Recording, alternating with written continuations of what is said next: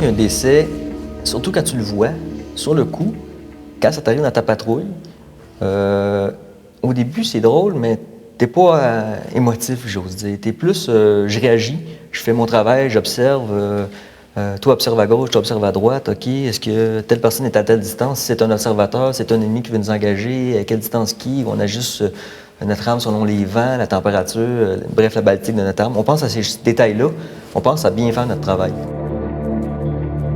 Quelques heures après, quand l'adrénaline est tombée, moi, j'ai remarqué que c'est comme si tu le réalisais pas. C'était trop habitué de le voir, ce gars-là. Puis là, tu sais, toi, tu es conscient qu'il est mort. Puis des fois, dans des conditions atroces. Puis... Donc, c'est ça les premiers réflexes dans les premières heures. Après ça, le lendemain, ça va très vite, tu as la cérémonie de la rampe.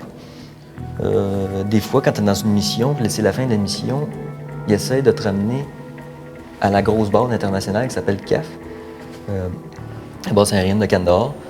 Donc, ils essaient de te ramener pour la cérémonie de la rampe, si tu as été dans son équipe, dans le fond, ou un proche. Donc, dans le cas de Sébastien Coursier, effectivement, on était ramené en hélicoptère.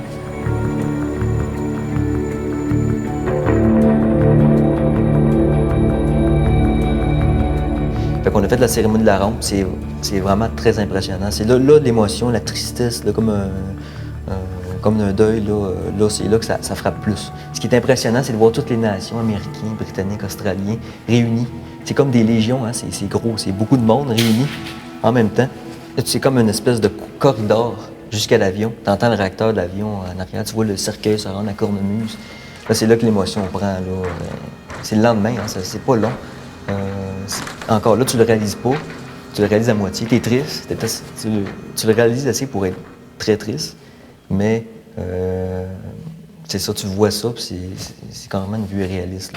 D'amener un cercueil avec un drapeau canadien, avec quelqu'un avec qui tu parlais la journée d'avant, puis de l'amener dans un avion, puis après ça, de se réunir autour de ce cercueil-là avec les autres. Puis là, tu vois ce drapeau canadien-là, puis là, c'est fini. Il s'en retourne au pays, tu sais.